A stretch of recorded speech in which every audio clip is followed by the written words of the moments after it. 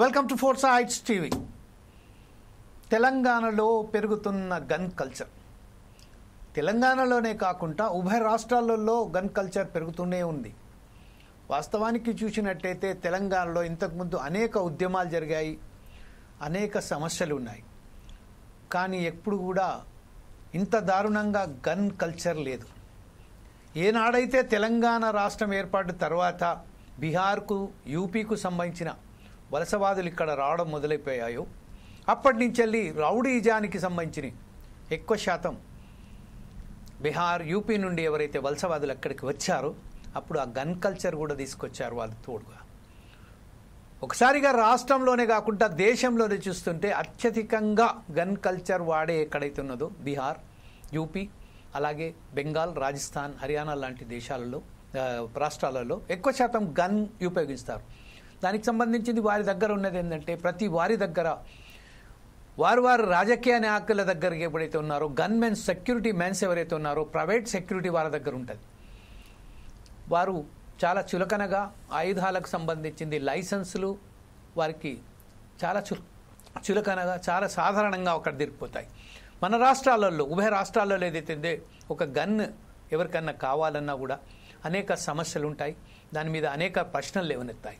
Gun దేనికి అవసరం, ఎందుకు, మీకు ప్రాణహాని ఏరుతోన్నది ఏంటనేది ప్రతి విషయంలో. కానీ అదే విషయంలో ఎప్పుడైతే బీహార్, యూపీకి వెళ్తామో ఆ విషయంలో ప్రతి ఒక్కరికి ఏదైతే రాజకీయ చిన్న చిట్కా ఒక మండల పరిషత్ కార్యాలయానికి ఒక నాయకునికి సంబంధించి కూడా అతని దగ్గర ఇద్దరు నలుగురు గన్మెన్స్ ఉంటారు. ఆ గన్లే కాకుండా అక్రమ ఆయుధాలు కూడా వారు సేకరించుంటారు. ప్రతి చోట వారికి ఒక సైన్యం అనేది, సైన్యంలాగా కొంతమంది ప్రైవేట్ సైన్యం కూడా వారికి ఉంటుంది. అదే కల్చర్ను ఇక్కడ మన తెలంగాణ రాష్ట్రంలోనే కూడా ఈరోజు మనమే అదే సాంప్రదాయాన్ని మనం కొనసాగిస్తున్నామా? ప్రతి చోట ఎక్కడైతే చూసుకుంటా పోతున్నామో గత కొన్ని సంవత్సరాలుగా ఒకసారి వెనక్కి వెళ్ళి చూస్తే మాత్రం మనం చూస్తే ఈరోజు ఏదైతే రెండు ఘటనలు జరిగాయి నిన్ననే, ఒకటి మెదక్ జిల్లాలో, ఒకటేమో మెలక్పేట్లో సిపిఐ నాయకుడిని అక్కడ అతను ఎప్పుడైతే మార్నింగ్ వాక్కి వెళ్ళారో అప్పుడు అక్కడనే కాల్చి చంపడం జరిగింది. అలాగే మెదక్లో సైతం కాంగ్రెస్ నాయకుడు ఇక్కడ హైదరాబాద్లో ఒక మీటింగ్ అటెండ్ అయ్యి వెళ్తున్న సమయంలోనే అతని మీద కాల్పులు జరిపారు. అక్కడికక్కడే అతను కూడా మృతి చెందారు. దీని అంతటికీ కారణాలేంటి?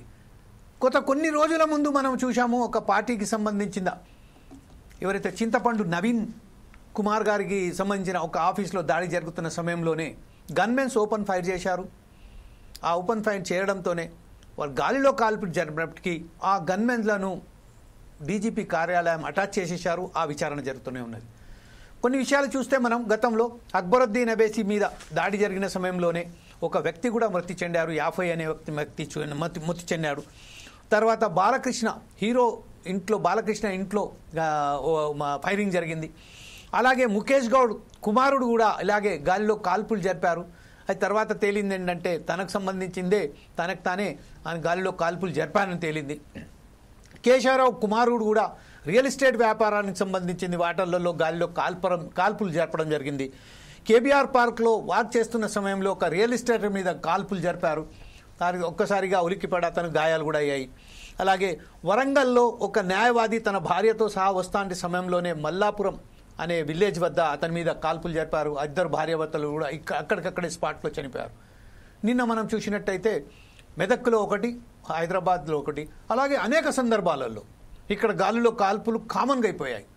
ఏ కల్చర్ అయినా కూడా పబ్లలో ఎప్పుడైతే సెలబ్రిటీస్కు సంబంధించింది కానీ, లేకపోతే పబ్లలో ఈ ఫామ్ హౌస్లలో ఎప్పుడైతే పార్టీలు జరుపుతున్నారో ఆ సమయంలో ఓపెన్గా కాల్పులు జరపడం అనేది అనవాయితీగా మారిపోయింది. లైసెన్స్డ్ గన్లకు సంబంధించింది ఎన్ని ఉన్నాయి, అసలు వాస్తవానికి ఈ గన్ కల్చర్ పెంచడానికి కారణం ఏమున్నాయి అని ఈరోజు ఏదైతే మనం డిబేట్ తీసుకున్నామో పెరుగుతున్న గన్ కల్చర్, తెలంగాణలో పెరుగుతున్న గన్ కల్చర్, ఈ విషయంపై ఈరోజు మనతో చర్చించడానికి ప్రధానంగా ఈరోజు రిటైర్డ్ ఎస్పీ అయినటువంటి డాక్టర్ కె రాజశిఖమణి గారు, అలాగే బుక్కె రెడ్డన్న గారు, ఎక్స్ డీసీపీ, అతను కూడా మనతోటి కొద్దిసేపట్లోనే జాయిన్ అయిపోతారు. అలాగే ఈరోజు ప్రముఖ రియల్ ఎస్టేట్ వ్యాపారవేత్త, రియల్ ఎస్టేట్ అధ్యక్షుడు కూడా నారగోని ప్రవీణ్ కుమార్ గారు, అలాగే పల్లె రామచందర్ గౌడ్ గారు, తెలంగాణ ప్రదేశ్ కాంగ్రెస్ కమిటీ అధికార ప్రతినిధి, అలాగే తాటి కుమార్ గారు, సామాజిక విశ్లేషకులు. వీరు ఈరోజు మనతోని మాట్లాడడానికి అసలు తెలంగాణలో ఈ కల్చర్ రావడానికి కారణాలేంది అనే విషయంపై మాట్లాడడానికి సిద్ధంగా ఉన్నారు. ప్రస్తుతం ఒకసారి మనం ఇదే విషయంలో ఒకసారి మనం నారగోని ప్రవీణ్ కుమార్ గారి దగ్గర వెళ్ళిన తర్వాత ఎవరైతే మా four size TV chief adviser అయినటువంటి డాక్టర్ సుధాకర్ శర్మ గారి దగ్గరికి వెళ్దాం. సుధాకర్ శర్మ గారికి వెళ్లే ముందు ఒకసారి మనకు ప్రవీణ్ కుమార్ గారి దగ్గరికి వెళ్దాం. నారగోని ప్రవీణ్ కుమార్ గారు, ప్రస్తుతం ఏదైతే గన్ కల్చర్ను బీహార్ నుంచి వెళ్ళి మనం అడాప్ట్ చేసుకున్నట్టుగానే అవుపడుతుంది.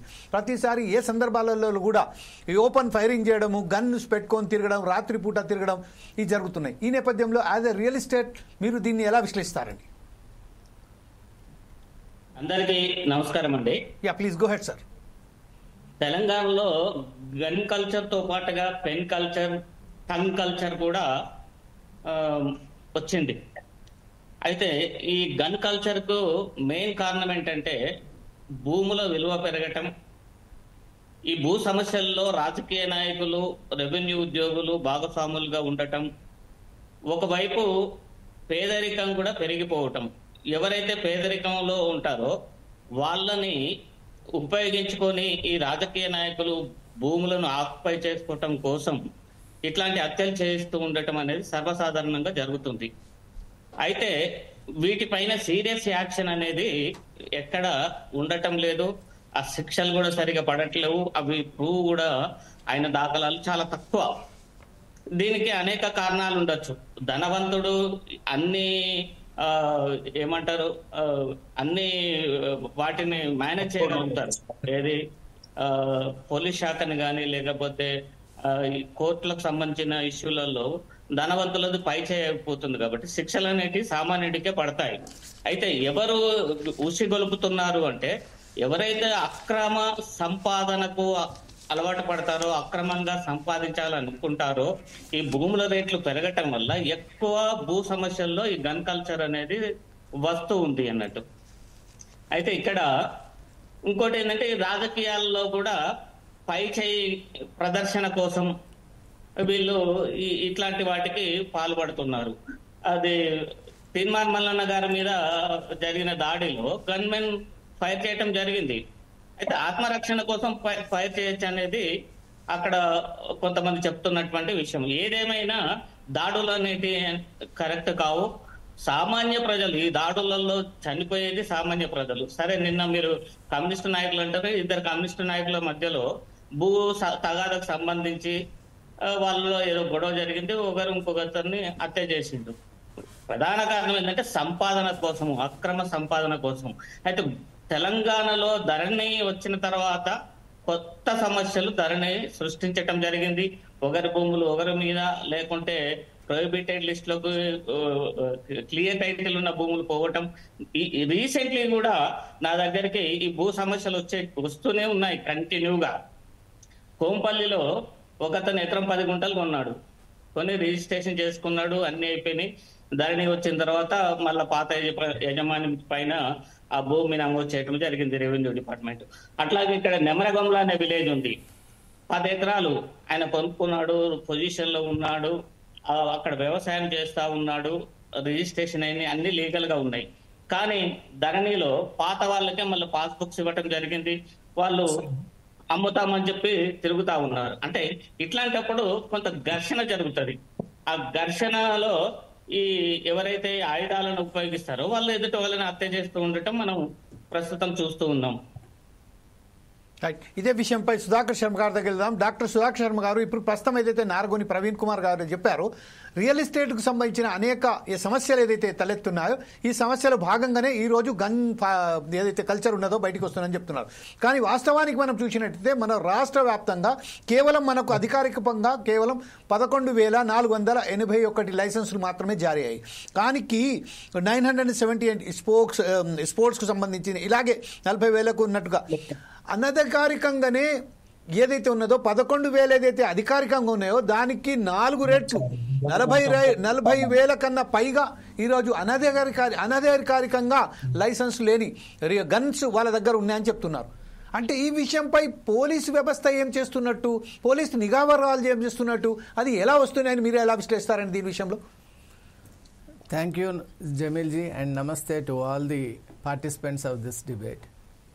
ముఖ్యంగా ఈనాటి కార్యక్రమం చాలా విశిష్టమైంది, విలక్షణమైంది. ఎందువల్ల అంటే గన్ కల్చర్ అనేటువంటిది చాలా ప్రమాదకరమైనటువంటి పరిస్థితులకు దారితీస్తూ ఉన్నటువంటి నేపథ్యంలో ముందుగా ఇటువంటి అద్భుతమైన శీర్షికను ఎన్నుకున్నందుకు జమీల్జీ గారు మిమ్మల్ని మనస్ఫూర్తిగా అభినందిస్తున్నాను. అలాగే ఆత్మరక్షణ కోసం వాడవలసినటువంటి ఆయుధం గన్ను. ముఖ్యంగా లైసెన్స్ ఇచ్చేటప్పుడు కూడా ఆత్మరక్షణే ప్రధానంగా అక్కడి నేపథ్యం మనం చూస్తూ ఉంటాం.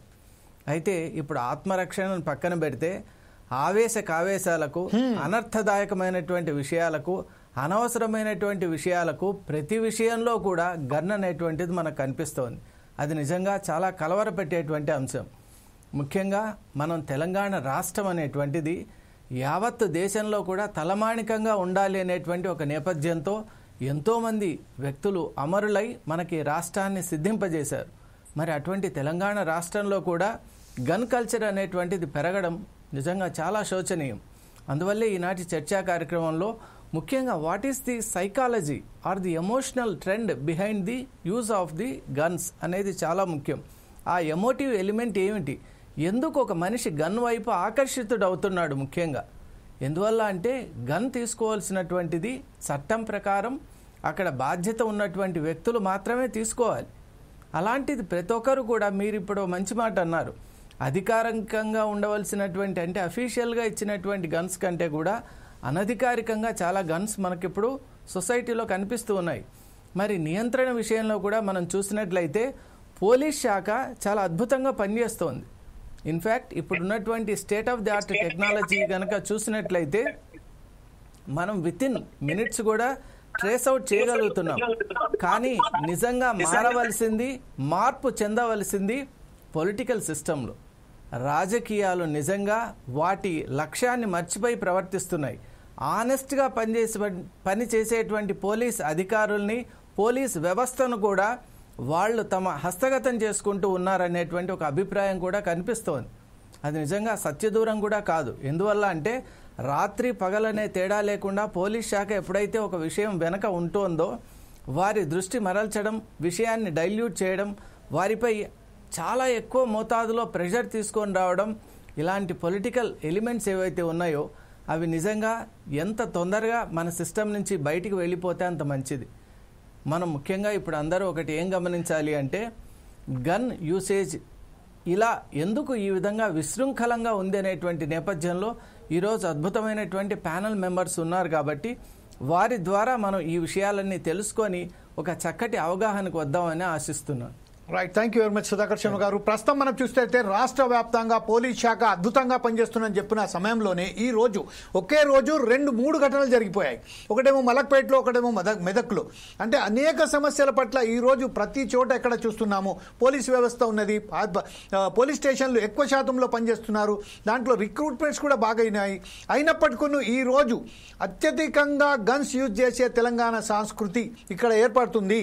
ఈరోజు సుపారీ కిల్లింగ్స్ కూడా వస్తున్నాయి అని వస్తున్నారు. ఈ విషయంలో టీపీసీసీ అధికార ప్రతినిధి అయినటువంటి రామచంద్ర గౌడ్ గారు మీరేమంటారండి ఈ విషయంపై? కాంగ్రెస్ ప్రభుత్వం వచ్చినప్పటి నుంచి, గత ప్రభుత్వం ఏం చేసిందని కాదు, ఇప్పుడు వచ్చిన ప్రభుత్వం నుంచి కొంచెం ఎక్కువ శాతమే మోతాదులో గన్స్ ఉపయోగం జరుగుతుందని చెప్తున్నారు. ఈ విషయంలో మీరేమంటారండి? రామచంద్ర గౌడ్ గారు సార్, రామచంద్ర గౌడ్ గారు ఏదో టెక్నికల్ ప్రాబ్లం వల్ల రాలేకపోతున్నారు. మనం ఒకసారి తాటి కుమార్ గారి దగ్గరికి వెళ్దాం. తాటి కుమార్ గారు, ప్రస్తుతం మనం చూస్తున్నాం అంటే ఇంతకుముందు నక్సలైట్లకు సంబంధించింది ఒక విషయం ఉంటుండే, వారు వచ్చేసి వాళ్ళ దగ్గరనే ఆయుధాలు ఉంటుండే. కానీ నక్సలైట్ల సమస్య ఇప్పుడు తెలంగాణ రాష్ట్రంలో లేదు. అయినప్పటికీ ఈరోజు ఇలా భయంకరంగా ఒక మాఫియా అనేది బాంబే లాగానో లేకపోతే దానికి సంబంధించిన మన బీహారు, యూపీ లాగానో ఈరోజు గన్ కల్చర్ చాలా పెద్ద ఎత్తున బయటపడ్డట్టు కనబడుతుంది. ఈ విషయంపై తాటి కుమార్ గారు దీన్ని ఎలా విశ్లేషిస్తారండి మీరు? తాటి కుమార్ గారు నమస్కారం అండి. Yeah please go head sir. Panel లో ఉన్న పెద్దలందరికీ నమస్కారం అండి. రావట్లేదండి, మీది రావట్లేదు సార్, మాట్లాడండి తాటి కుమార్ గారు. అయితే ప్రభుత్వాలు శాంతి భద్రతల విషయంలో రాజీ పడకూడదు. ఫస్ట్ మొదటగా ఏ ప్రభుత్వం అయినా సరే. మన రాష్ట్రంలో ముఖ్యమంత్రి దగ్గరనే హోంశాఖ ఉంది. ఎగ్జాక్ట్లీ. ముఖ్యమంత్రి గారే జవాబుదారి దీనికి. ఇక్కడ మన తెలంగాణ రాష్ట్రంలో ఏ హింస జరిగినా ఆ హింసకు జరిగిన సంఘటన మీద అయితే గన్ కల్చర్ జరగడానికి ఎవరైతే ఈ ఆయుధాలు పెట్టి ఆయుధాలతో హత్యలు చేస్తున్నారో ప్రధానంగా మనకంతా భూముల చుట్టూ తిరుగుతుంది వ్యవహారం అంతా. నిజంగా భూముల విషయంలో రెవెన్యూ అధికారులు నిష్పక్షపాతంగా వ్యవహరించి ప్రభుత్వం చెప్పిన విధానాలకు అనుగుణంగా పనిచేసి భూములు ఎవరియో ధర్మబద్ధంగా చట్టబద్ధంగా వారికే భూములు పట్టాలు చేస్తే ఈ వ్యవహారమే ఉండదు. దాంట్లో ఉన్న కొన్ని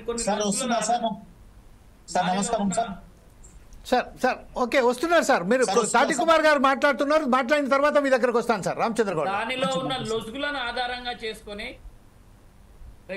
కింది స్థాయి రెవెన్యూ అధికారులు కానీ పై స్థాయిలో ఉన్న వాళ్ళు కానీ భూములను పట్టా చేయడంలో ఎవరైతే నిబంధనలకు విరుద్ధంగా వ్యవహరిస్తున్నారో అది భూ ఆక్రమణదారులకు ఆయుధం అవుతున్నది.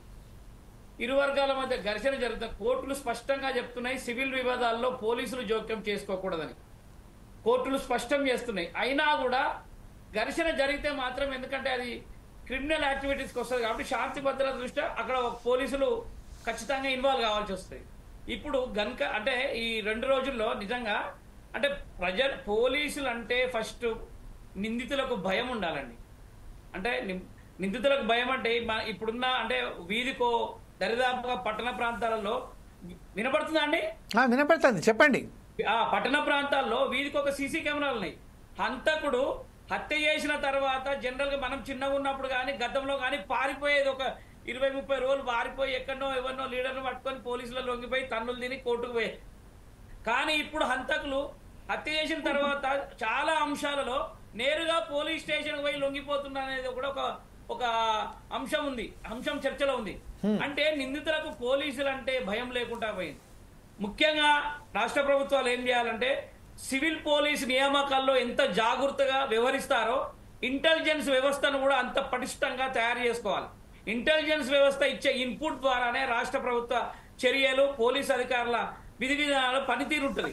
కాబట్టి ఇంటెలిజెన్స్ వ్యవస్థను తయారు చేసుకొని ఇంటెలిజెన్స్ వ్యవస్థకి సిబ్బందిని పెంచుకొని ఆ సిబ్బంది మీద ఇంకా కౌంటర్ ఇంటెలిజెన్స్ తయారు చేసుకొని ఇస్తున్న ఇన్పుట్ ఇంటెలిజెన్స్ వ్యవస్థను కేవలం రాజకీయాల కోసమే వాడుకోకుండా సంఘ విద్రోహుల మీద అంటే గతంలో ఉన్న నేర చరిత్ర ఉన్న వాళ్ళ మీద నిఘాలు పెట్టడం ద్వారా కొంత సత్ఫలితాలను పోలీసులు పొందవచ్చు. ఇలా గన్ ద్వారా హత్య చేసిన అంటున్నారు. అసలు హత్య చేసిన వాడికి ఆ గన్ ఎక్కడి నుంచి వచ్చింది, అది ఎక్కడ తయారైంది, వీడు ఎవడు అమ్మాడు, అక్కడి నుంచి లోతుగా దర్యాప్తు చేసి ఎవడైతే గన్లను సరఫరా చేస్తాడో వాళ్ళను పట్టుకోవాలి. వాళ్ళని పట్టుకోవడం ద్వారా కట్టడి చేయవచ్చు. ముఖ్యంగా రియల్ ఎస్టేట్ మాఫియా బాగా పెరిగిపోయింది. అది ఇంకా హైదరాబాద్ లాంటి నగరాల్లో చాలా ఎక్కువగా ఉంటుంది. కాబట్టి ఇలా చూడండి, మనం తెలిసి కమ్యూనిస్టోడు భూమిని మంచడానికి పోరాటాలు చేస్తాడు, పేదలకు భూములు రావాలంటాడు. నిన్న జరిగిన ఇన్సిడెంట్ నాకు కొంచెం విచిత్రం అనిపించింది. వాళ్ళిద్దరు కమ్యూనిస్ట్ నాయకులంట, ఇద్దరి మధ్య భేదాభిప్రాయాలని ఇద్దరు అంటే నిన్న చనిపోయిన ఎవరైతే కాల్పుల్లో మరణించిన సిపిఐ నాయకుడు కూడా ఇంకో హత్య కేసులో అతను కూడా పార్టిసిపేట్ ఉందంట. అంటే కమ్యూనిస్టు పార్టీ భావజాలు ఎక్కడ పోయినాయి, మళ్ళీ వీళ్ళు చిన్న స్థాయి కమ్యూనిస్ట్ నాయకులు కాదు, రాష్ట్ర స్థాయి నాయకులు అనేది నేను పేపర్లో చదివినాను, మీడియాలో చూశాను. అంటే కమ్యూనిస్టు పార్టీ నాయకులు కూడా భూదందాలలో ఇన్వాల్వ్ అయ్యి వాళ్ళ ప్రాణాలు పోగొట్టుకునే వరకు వాళ్ళ వ్యవహారం ఉందంటే వాళ్ళ సిద్ధాంతాలు ఎటుపోతున్నాయి. సిద్ధాంతపరంగా కమ్యూనిస్ట్ నాయకుడు ఎట్లా పెరగాలి, ఎట్లా ఉండాలి, అదొకటి. అయితే ముఖ్యంగా నేను చెప్తున్నా ఈ రాష్ట్ర ప్రభుత్వానికి ముఖ్యమంత్రి గారి దగ్గరే ఉంది కాబట్టి పోలీస్ వ్యవస్థ, నిజంగా చెప్తున్నా ఇంటెలిజెన్స్ వ్యవస్థ, నాకు తెలిసి ఈ కాంగ్రెస్ ప్రభుత్వం ఈ రాష్ట్రంలో ఏర్పడి 1.5 సంవత్సరం అయింది. 1.5 సంవత్సరం కాలంలో అసలు ఇంటెలిజెన్స్ అధికారులను ఎక్కడైనా బదిలీ చేసినట్టుగా నేనైతే చూడలేదు. ప్రతి జిల్లాలో గత ప్రభుత్వంలో ఉన్న 9 సంవత్సరాలు ఎవరైతే ఉన్నారో వాళ్ళే ఉన్నట్టుగా నాకు కొంత సమాచారం ఉంది. సబ్జెక్ట్ టు కరెక్షన్ అది కాకపోవచ్చు, కానీ వెంటనే ఎందుకంటే ప్రభుత్వానికి ఖచ్చితంగా ప్రభుత్వ పనితీరుకు ఇంటెలిజెన్స్ ఇచ్చే నివేదికలే ఆధారం ఎక్కువగా ఉంటాయి. కాబట్టి ఖచ్చితంగా ఇంటెలిజెన్స్ వ్యవస్థను పటిష్టపరచుకోవాలి. ఎట్ ది సేమ్ టైం గత ప్రభుత్వాల్లో సిఫార్సు లేఖల ద్వారా సివిల్ పోలీసుల పోస్టింగ్లు ఉండేది. ఈ ఎమ్మెల్యే చెప్తే పోస్టింగ్ అది కాదు, పోలీస్ అధికారి పనితీరు ఆధారంగానే ఈ ప్రభుత్వం పోస్టింగ్లు ఇవ్వాలి తప్పితే సిఫార్సు లేఖల ఆధారంగా రాజకీయ నాయకులు ఎమ్మెల్యేలు వాళ్ళు చెప్పిన పోస్టింగ్లు ఇవ్వడం ద్వారా ప్రభుత్వం అనుకున్న లక్ష్యాన్ని చేరుకోలేదు. ఎందుకంటే ఖచ్చితంగా పోలీసు అధికారి నిర్మోహమాటంగా నిక్కచ్చిగా ఎవడైతే సంఘ విద్రోహి ఉంటాడో, ఎవడైతే చట్ట వ్యతిరేక కార్యకలాపాలకు పాల్పడతారో వారిని ఈ అధికారులు అయితే కఠినంగా వ్యవహరిస్తూ వాళ్ళని అణచివేస్తారన్న అధికారులనే ప్రధాన పోస్టింగ్ లో ఇవ్వాలి. Right. ముఖ్యంగా నేను చెప్తున్నాను, నిజంగా గన్ కల్చర్ హైదరాబాద్ నిన్న చనిపోయింది కాంగ్రెస్ నాయకుడు మెదక్ జిల్లాలో ఎస్సీసెల్ అంటే ఒక దాన్ని అది కూడా చూడండి మీరు, అది యాక్సిడెంట్ గా అనుకున్నారు. అంటే పోలీసుల పనితీరుకు ఒక చిన్న ఎగ్జాంపుల్ చెప్తాను. పోలీస్ నిన్న అతను చనిపోయింది ఎట్లా తెలిసిన, పోస్ట్ మార్టంలో బుల్లెట్ బయటికి వచ్చింది కాబట్టి ఆయనది కాల్పులో చనిపోయాడు అనే నిర్ధారణకు వచ్చారు. అంటే అంతవరకు కూడా సంఘటన మీద పోలీసులు ఒక అంటే దర్యాప్తులో ఒక అభిప్రాయానికి రాలేదు, దాన్ని యాక్సిడెంట్ గానే పరిగణలోకి తీసుకున్నారు. అంటే నేనేమంటే పోలీసుల యొక్క విచారణలో టెక్నికల్ అంటే సాంకేతికాన్ని ఉపయోగించుకోవాలి. ప్లస్ అంటే పోలీసులు కూడా రాజకీయ అంశాల కంటే ఈ భూ పంచాల కంటే శాంతి భద్రతల విషయంలోనే ప్రత్యేక దృష్టి పెట్టాలి. కమిషనరేట్ పరిధిలో కానీ ఎస్పీలు కానీ ఖచ్చితంగా వీళ్ళని మానిటరింగ్ చేయాలండి. రైట్. ఇదే విషయంలో ఒకసారి టీపీసీసీ అధికార ప్రతినిధి రామచంద్ర గౌడ్ గారి దగ్గర వెళ్దాం. రామచంద్ర గౌడ్ గారు ప్రస్తుతం ఏదైతే హోంశాఖ కూడా ముఖ్యమంత్రి దగ్గరనే ఉన్నది, అయినప్పటికీ ఇలాంటి సంఘటనలు చోటు చేసుకుంటూనే ఉన్నాయి అనేక సార్లు. ఇంతకుముందేమో అది కేవలం కత్తులతో పొడుచుకుని చేయడం, లేకుంటే రాళ్లతో కొట్టుకోవడం, లేకుంటే అనేక విషయాలలో జరుగుతుండే. కానీ ఇప్పుడు ఒక కొంత సాంప్రదాయానికి ఇప్పుడు ఒకసారిగా మనకు బయటకు వచ్చిన విషయాలను చూస్తే ఒక విచిత్రమైన విషయాలు బయటకు వస్తున్నాయి రోజు రోజుకు. అయితే ఈ విషయంలో కాంగ్రెస్ ప్రభుత్వానికి సంబంధించింది ఇది ఒక కాంగ్రెస్ నాయకుడే చంపబడ్డారు. ఇప్పుడు మన తాటి కుమార్ గారు చెప్తున్నట్టుగా అప్పటి వరకు అయితే యాక్సిడెంట్ అని చెప్పుకున్నారు, పోలీసులు నిర్ధారణ చేయలేకపోయినారు. ఈరోజు నిఘా వ్యవస్థ ఎక్కడికి వెళ్ళింది? మీ దగ్గరనే మీ రాష్ట్ర ముఖ్యమంత్రి దగ్గరనే హోంశాఖ ఉన్నది, అతను ఎందుకు ఈ రాష్ట్ర హోంశాఖ ఎవరికి ఎందుకు కేటాయించలేకపోతున్నారు? ఒక ప్రతిష్టమైన ఒక నిఘా ఏర్పాటు ఎందుకు చేయబోతున్నారు? దీని మీద వైఫల్యం కాదంటారా? ఏమంటారు దీని విషయంలో? నమస్కారం సార్, అందరికీ. Please go head sir. నిజానికి మొన్న చింతపండు నవీన్ దగ్గర నుంచి స్టార్ట్ అయింది, ఎందుకేమో కానీ సీరియల్ గా, అది తర్వాత ఇవి రెండైనాయి. నిజానికి ఇక్కడ జరిగింది ఏంటంటే రియల్ ఎస్టేట్ ల్యాండ్ లో జరిగింది. అనిల్ గారికి కూడా ఆ రోజు మెదక్ జిల్లా మీటింగ్ అయింది. ఆ జిల్లా మీటింగ్ లో నేను కూడా ఉన్నా. అతను కలిసిన తర్వాత ఆయన రియల్ ఎస్టేట్ ఆఫీస్ పోయింది అనేది ఒకటి. అట్లా రెండు కోణాలలో చూస్తున్నారు. రెండు కోణాలలో కూడా అనిల్ అనే వ్యక్తి మంచి వ్యక్తి, చిన్న ఏజ్ అతను. ఆ రోజు వచ్చిన రోజు మిత్రులతో కలిసి వచ్చిండు, రియల్ ఎస్టేట్ వ్యాపారం కూడా చేస్తుండే. దాంట్లో రెండు కోణాలలో చెక్ చేస్తున్నారు. అతను వచ్చే కార్డు మన కడప జిల్లా టీడీపీ ఎమ్మెల్యే మనుమోహన్ అట, అది పేపర్లో కూడా వచ్చింది, నిజం కూడా. ఆయనకు సంబంధించిన కారు.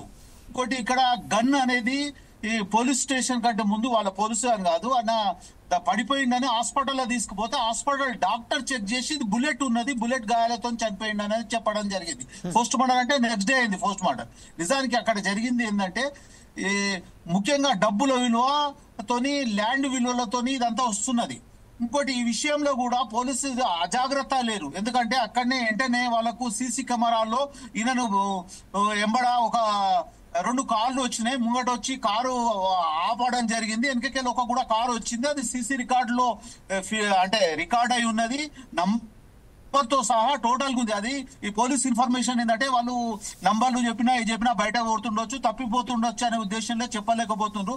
ఆ కార్లకి వెళ్ళి ఎవరెవరు దిగిండ్రు, ఎట్లా జరిగింది, ప్రతిదీ రికార్డు ఉంది. దాంట్లో నేరస్తులు తప్పు ఎంచుకోవడానికి ఛాయిస్ లేదు. అక్కడ కూడా అట్లనే ఉంది. మన సిపిఎం లీడర్ల దగ్గర కూడా సీసీ కెమెరాలతోని ప్రతి విషయం కూడా తెలుస్తుంది. అంటే తప్పు జరిగినా అది 24 గంటలలో కూడా తెలిసిపోతుంది.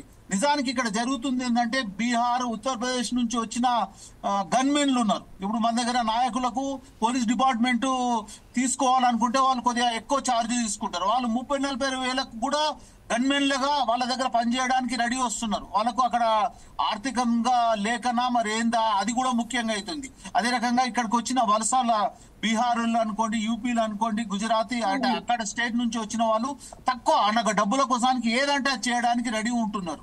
దీనికి పోలీసు వ్యవస్థ స్ట్రాంగ్ గా వచ్చే కొత్త వ్యక్తులను అంటే మన వాళ్ళను ఎవరిని కూడా కార్బన్ అంటే ఎక్కువ చెకింగ్ చేస్తుండాలి. ఎప్పుడైనా కానీ అనుకోకుండా ప్రతి దగ్గర కూడా వెహికల్ చెకింగ్ కావాలి, తర్వాత మనుషులను కూడా చెక్ చేయాలి. మన నైట్ టైంలో కూడా, నైట్ డే అని కూడా లేదు, డే లో జరుగుతుంది, నైట్ లో జరుగుతుంది. అనుకోకుండా ప్రతి దగ్గర జరిగేదాన్ని కూడా చెకింగ్ చేసుకోవాలి. ఇక్కడ నేరస్తులు తప్పిపోవడానికి ఆస్కారమే లేదు. ఈ మెదక్ జిల్లాలో జరిగిన దాంట్లో ప్రతి వ్యక్తి కూడా బయటకు వస్తున్నాడు. 2 కోణాలలో చూస్తున్నారు. ఒకటి కడప ఎమ్మెల్యే, కడప జిల్లా కడప ఎమ్మెల్యే వాళ్ళ మనుమడట, అతని పేరుతో సహా వచ్చేసింది. ఈ కార్ల నుంచి కూడా దిగిన వ్యక్తులను కూడా రికార్డు వస్తుంది. సార్ రామచంద్ర గౌడ్ గారు, విషయం అది కాదు. విషయం ఏంటంటే ఇప్పుడు ప్రస్తుతం ఏదైతే ఎవరు హత్య చేశారు కాదు, హత్య చేసే ముందే నిఘా వర్గాలు పసిగట్టలేక ఎందుకు పోతున్నాయి? మీ వద్దనే ఉన్నది కదా హోంశాఖ అనేది. హోంశాఖ అనేది ముఖ్యమంత్రి దగ్గరనే ఉన్నది కదా. అతను ఒక ఏడాదిన్నర నుంచి తన దగ్గరనే పెట్టుకొని, విద్యాశాఖ హోంశాఖ తన దగ్గరనే పెట్టుకొని కూర్చున్నారు కదా. అంటే నమ్మకం లేకనా, లేకపోతే ఇప్పుడు ఏదైతే పోలీస్ వ్యవస్థలో మన తాటికుమార్ గారు చెప్పినట్టుగా ఈరోజు పోలీస్ వ్యవస్థలో ఖచ్చితమైన బదిలీ లేకపోవడంతోనే వాళ్ళు అక్కడనే స్థిరపడి ఉన్నారు కాబట్టి ఏళ్ల తరబడి అక్కడనే ఉండి వారు ఒక రాజ్యాన్ని ఏర్పాటు చేసుకున్నారని చెప్తున్నారు. ఇలాంటి సంఘటన జరిగిన తర్వాత ప్రతి విషయాన్ని కూడా మళ్ళీ రిపీట్ కాకుండా ప్రతిగా క్రాస్ చెక్ చేసుకోవాలి. ఇంటెలిజెన్స్ వ్యవస్థ వైఫల్యం ఉన్నదని ఖచ్చితంగా చెప్పగలుగుతున్నాము. ఈ ఇంటెలిజెన్స్ వైఫల్యము తర్వాత ముందు గత ఒకసారి జరిగింది, పునరావృతం కాకుండా దాన్ని ప్రయత్నం చేయాలి. పోలీసు వ్యవస్థకు కూడా ఇలాంటివి జరిగినప్పుడు వాళ్ళ మీద వాళ్ళ ఏరియాలో కూడా చెకింగ్ కూడా చేసుకునేటట్టు ఉండాలి, క్రాస్ చెకింగ్ చేస్తుండాలి, నైట్ పెట్రోలింగ్ కావాలి, డేలో కూడా కార్బన్ రైడ్స్ అనేటివి కూడా కొన్ని జాగాలు జరుగుతుంటది. కొత్త వ్యక్తులు వచ్చినా ప్రతి వ్యక్తిని కూడా కూలంకషంగా చెక్ చేస్తేనే ఇలాంటివి జరగకుంటుంటది. ఇంటెలిజెన్స్ వ్యవస్థను కూడా స్ట్రాంగ్ చేయాలి. స్ట్రాంగ్ చేస్తేనే భవిష్యత్తులో ఇలా ఇబ్బందిలాగా జరగకుంటుంటది. లేకుంటే మనకు తెలంగాణ ప్రాంతము ఇప్పటికి పీస్ఫుల్ అంటే ప్రశాంతమైనది ఉంటది. ఇక్కడ నేరస్తులు ఉండరు, ఎక్కడికైనా సేఫ్ ఉంటారనే. రామచంద్ర గౌడ్ గారు కరెక్టే, మీరు చెప్తున్న విషయాలు కరెక్టే. కానీ ఇంతకు ముందు కూడా రేవంత్ రెడ్డి గారు కూడా స్వయానా గన్ తీసి అతను భయపెట్టినట్టు కూడా దాఖలాలు ఉన్నాయి కదా. అదే గన్ కల్చర్ ఈ రోజు తెలంగాణలో తీసుకొచ్చినట్టుగా భావించవచ్చా? అంటే గతంలో ఎప్పుడైతే ఉన్నదో ఈ రేవంత్ రెడ్డి గారు కానివ్వండి, ఇంకా ఇతరతలు కానివ్వండి, ప్రతి వాళ్ళు ఈ రోజు రేవంత్ రెడ్డి దగ్గరనే హోంశాఖ ఉన్నది కాబట్టి ఈ రోజు కడప కల్చర్ను కానీ లేకపోతే ఇంకా ఇతరతర కల్చర్ను కానీ మనం అడాప్ట్ చేసుకున్నట్టేగా. లేదండి, ఇక్కడ ఫ్లోటింగ్ అనేది 25 to 30% మనకు నార్త్ ఇండియన్స్ వస్తున్నారు. బీహార్, ఉత్తరప్రదేశ్, తర్వాత అక్కడి నుంచి వచ్చే వాళ్ళ నుంచే క్రైమ్ ఎక్కువ అవుతుంది.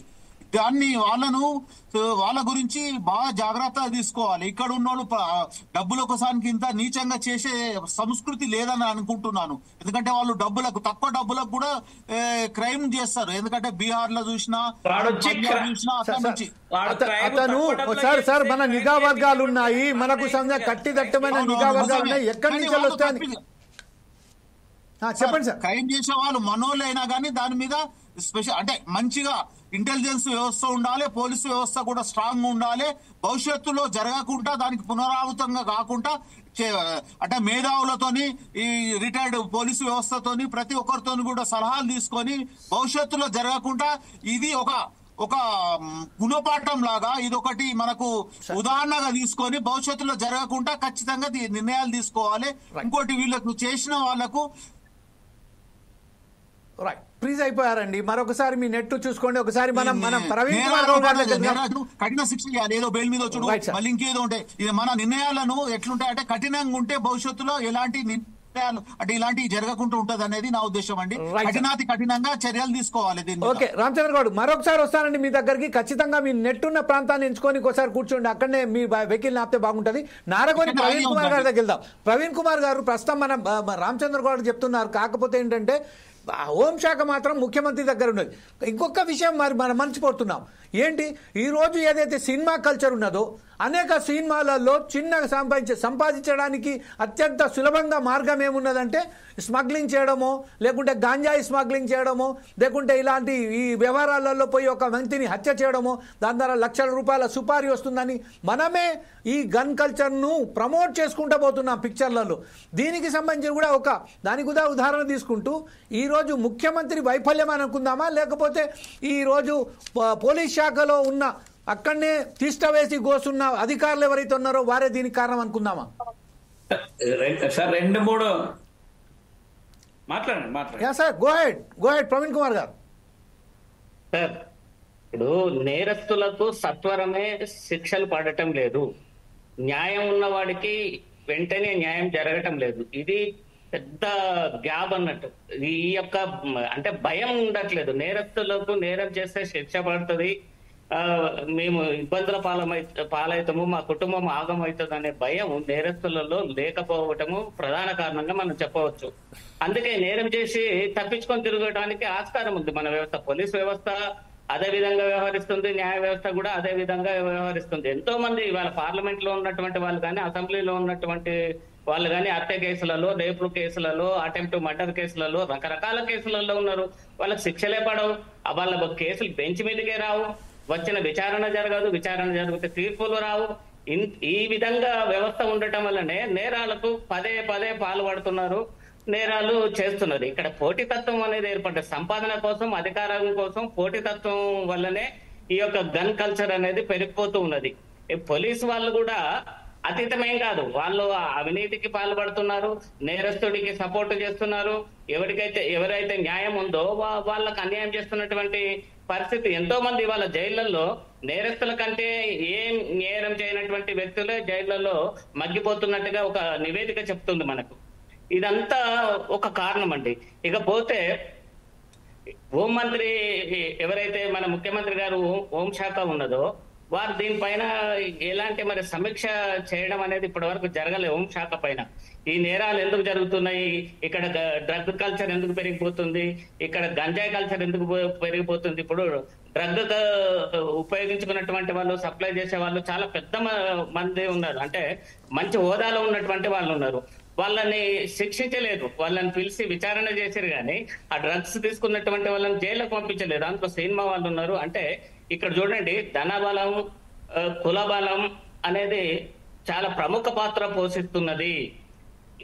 ముఖ్యంగా ఎక్కడైతే మనకి ఈ యొక్క గన్ కల్చర్ ఎక్కువగా ఉన్నదంటే రియల్ ఎస్టేట్ వ్యవస్థలో ఉన్నదని మనం ఖచ్చితంగా చెప్పవచ్చు.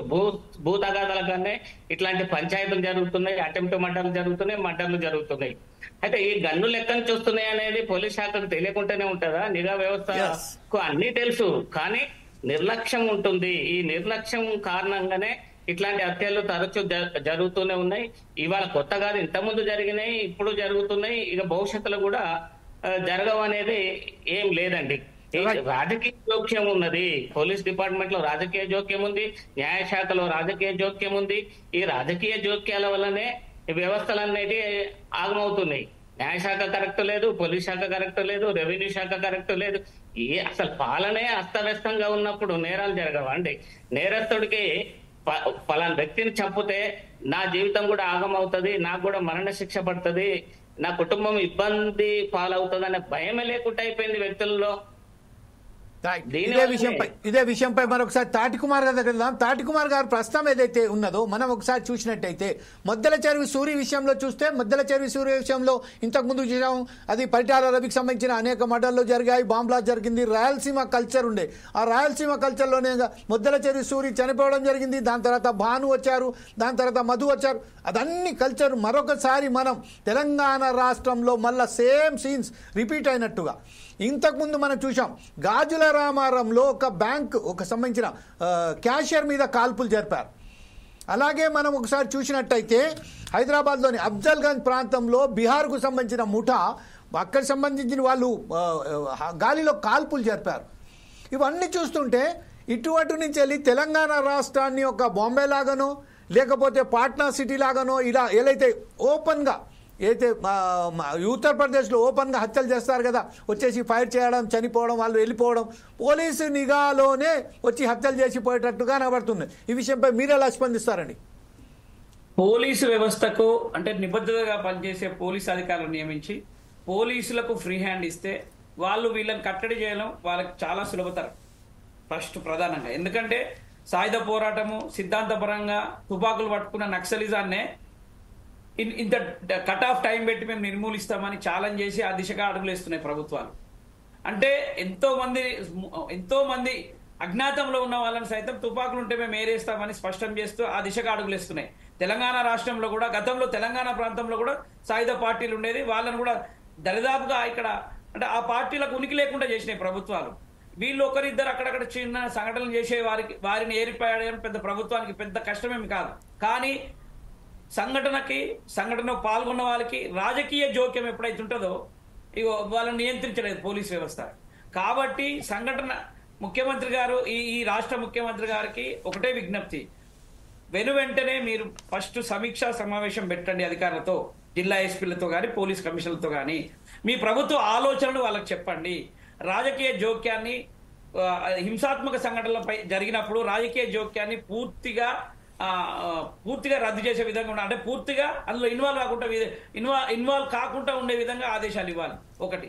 రెండవది ఏంటంటే హంతకుడు నిర్భయంగా హత్య చేసి పోలీస్ స్టేషన్కే వచ్చి లొంగిపోతున్న సంస్కృతి స్వస్తి పలకాలి. వాడికి భయం ఉంటే పాత నేరస్తులపై నిఘా ఉంచాలి. ఒకటి, పోలీసు వ్యవస్థ ప్రజలతో సత్సంబంధాలు కూడా మెయింటైన్ చేయాలి. ఒక పోలీస్ స్టేషన్ పరిధిలో కొన్ని కాలనీలు ఉంటాయి, కొన్ని వార్డులు ఉంటాయి, కొన్ని గ్రామాలు ఉంటాయి. కమిటీలను వేసుకోవాలి. ఎవరైతే సంఘ సేవకులు ఉంటారో, లేకుంటే మంచి పేరున్న వాళ్ళతోని, లేకుంటే కులానికి ఒకరిని, లేకుంటే అంటే ప్రతి ఒక్క కమ్యూనిటీ నుంచి ఒక 5-6 వ్యక్తుల్ని తీసుకొని, ఒక గ్రామం నుంచి ఒక 4 ఇంకో గ్రామం నుంచి ఒక వార్డులో, ఒక డివిజన్ లో అక్కడ ఉన్న వ్యక్తులను తీసుకొని, ఇగో మీ ప్రాంతంలో ఎవరైనా కొత్త వ్యక్తులు కలిస్తే ఇగో పోలీసు మీకు ఎప్పుడు తోడుగా ఉంటుంది, సమాచారం అందించండి. ఇగో ఏమైనా సంఘటనలు జరిగే అవకాశం ఉందా మీ ప్రాంతంలో, ఎవడు ఈ సంఘటనలకు పాల్పడే అవకాశం ఉందో ముందే మాకు హెచ్చరించండి అని చెబుతూ ప్రజలతో మమేకమైతే ప్రజలు సమాచారాన్ని ఇస్తారు.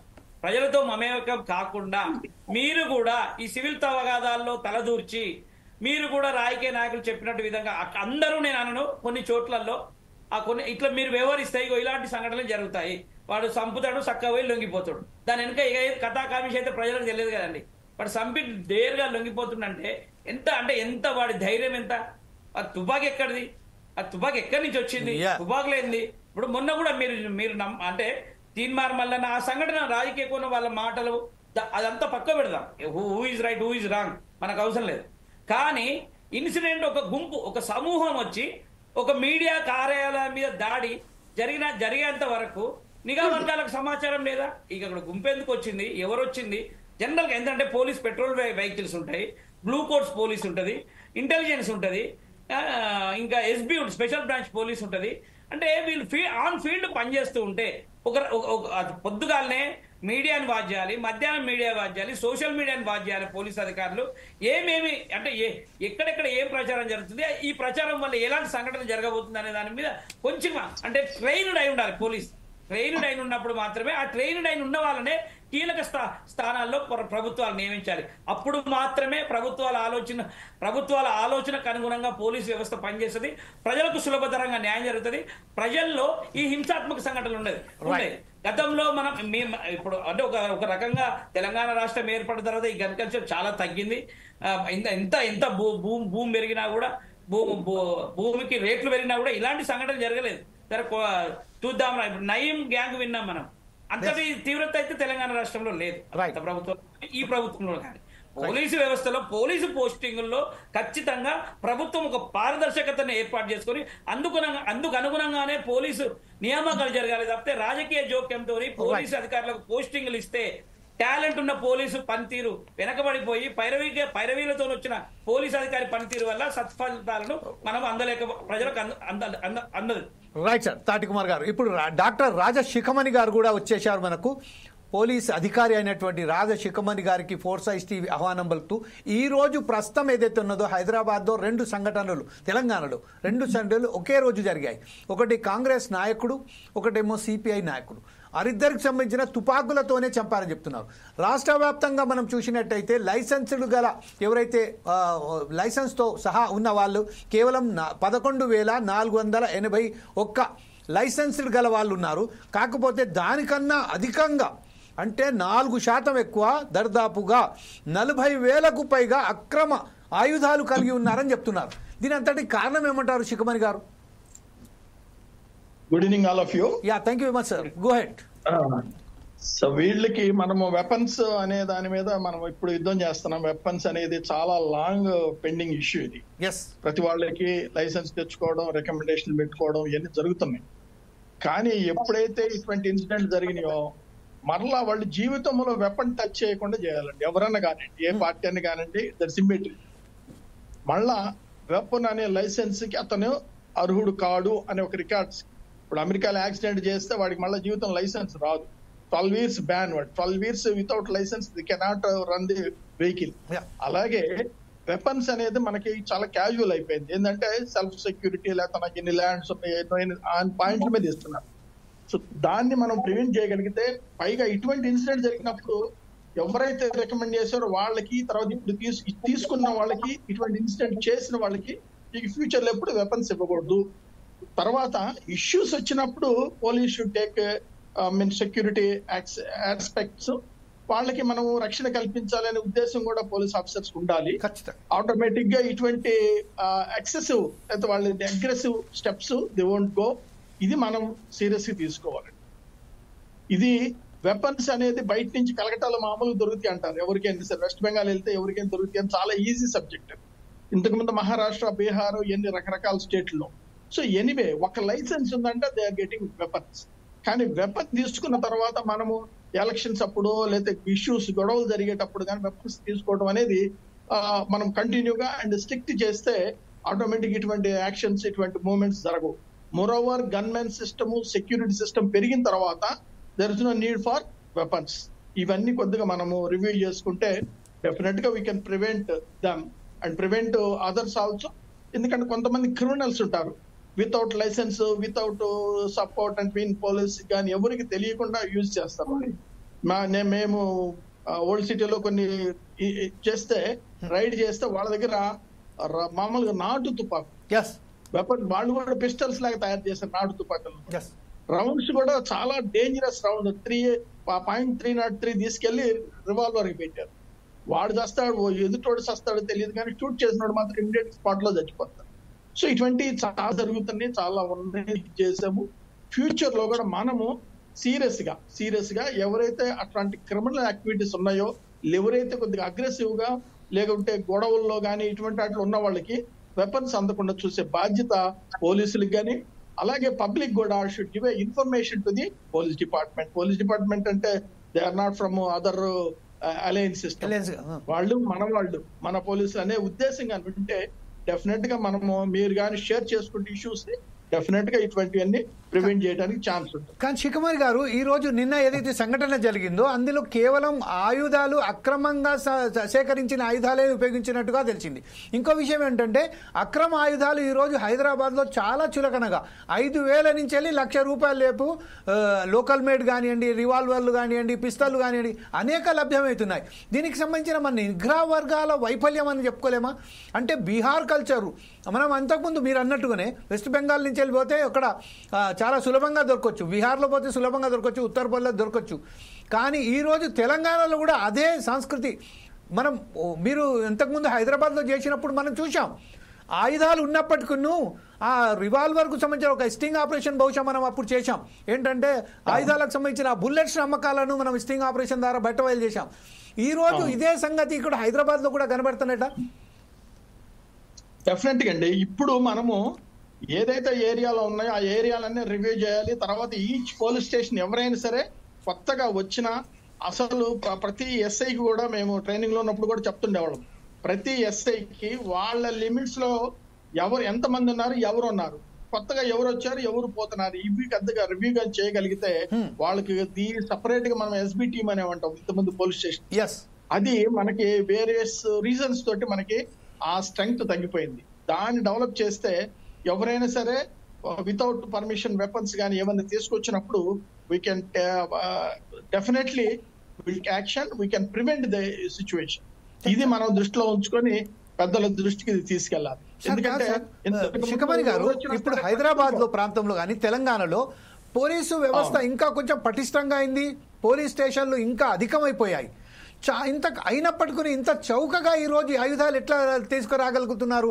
మన ఎస్బీ కానీ ఇంటెలిజెన్స్ వ్యవస్థ కానీ దీని మీద ఎందుకు దృష్టి సారించలేదంటారు సార్? అంటే ఇంటెలిజెన్స్ అనేది స్టేట్ లెవెల్లో ఉంటుందండి. బట్ ఎస్బీ ప్రతి పోలీస్ స్టేషన్ కి స్పెషల్ బ్రాంచ్ అనే టీం ఉంటుంది, స్పెషల్ టాస్క్ ఒక టీము ప్రతి పోలీస్ స్టేషన్ ఉండాలి. వాళ్ళు they can do more than this intelligence. ఎందుకంటే ఇంటెలిజెన్స్ స్టేట్ లెవెల్లో పొలిటికల్ ఇష్యూస్ చాలా ఇష్యూస్ ఉంటాయి ఇంటెలిజెన్స్. కానీ పోలీస్ స్టేషన్ పర్టికులర్ గా క్రిమినల్ మూవ్మెంట్, ఇటువంటి వెపన్ మూవ్మెంట్, ఎవరైతే కొన్ని అగ్రెసివ్ మూవ్మెంట్లు ఉంటాయో వాళ్ళని తరోగా వీళ్ళు చెక్ చేయడానికి కానీ వాచ్ చేయడానికి ఉంటుంది. సో అది కొద్దిగా ఎన్హాన్స్ చేస్తే ఈజీగా we can prevent in the city. Definitely కొంతమంది తెలుసు కార్లు వెళ్తా నైట్ టైమ్స్ కూడా దే క్యారీ ది వెపన్స్. అవి మనం చూసిన వెంటనే మనకి సీసీ కెమెరాలో కూడా దప్పుతుంటారు, షోప్ చేస్తుంటారు ఇట్లా వెపన్ చూపించడం.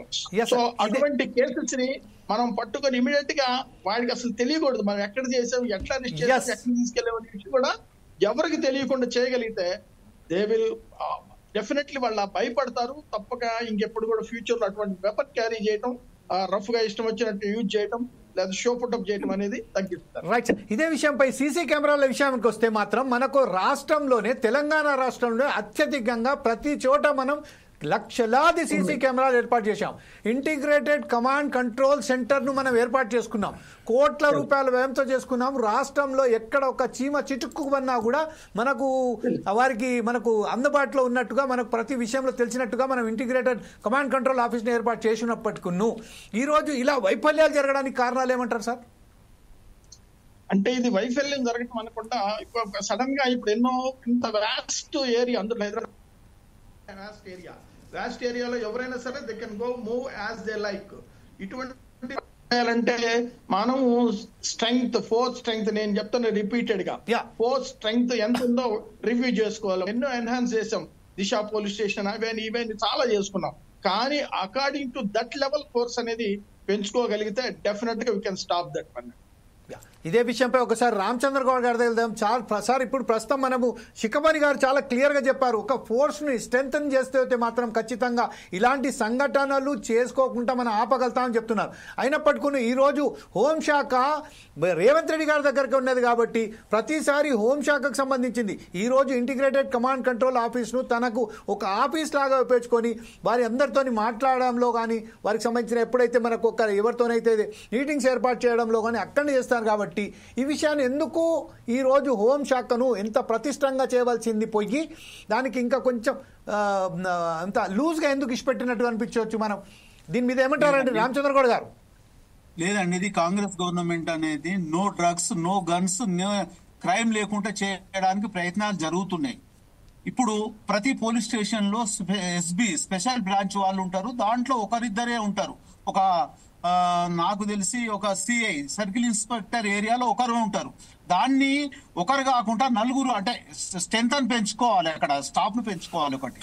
అదే రకంగా ప్రతి పోలీస్ స్టేషన్ కు, ప్రతి ఈ ఏరియాకు పీస్ కమిటీ అనేది ఆల్రెడీ ఉంటది. అది కొన్ని ఈ ఉత్సవాలకు సంబంధించి, కొన్ని సంఘటనలకు సంబంధించి, ఎక్కడన్నా దోపిడీ జరిగినప్పుడు అక్కడ సంఘటనల ఈ పీస్ కమిటీ అని వేస్తారు. అంటే ఒక గల్లీకి, ఒక ఏరియాకు, ఒక అపార్ట్మెంట్ కు ఇట్లా పీస్ కమిటీ ఉంటుంది. ఆ పీస్ కమిటీని కూడా స్ట్రాంగ్ చేయాలి. అంటే ఈ వ్యవస్థలో మామూలు ఈ వ్యక్తి కూడా పోలీస్ వ్యవస్థగా నిఘాగా ఉంటారు.